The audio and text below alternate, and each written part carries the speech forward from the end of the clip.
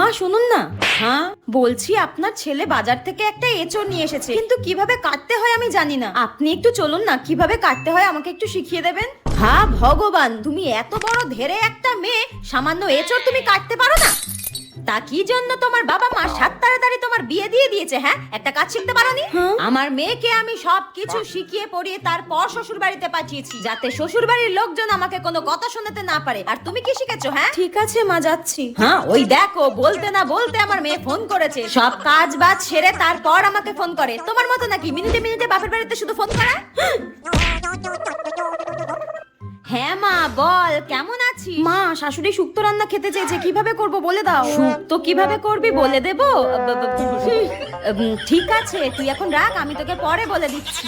ওই কেমন আছি জিজ্ঞাসা করছিল। শুনুন মা, আমি সবই শুনতে পেয়েছি, আপনাকে আর ঢং করতে হবে না। বৌমাকে টাইট করতে গিয়ে নিজেই টাইট হয়ে গেলাম।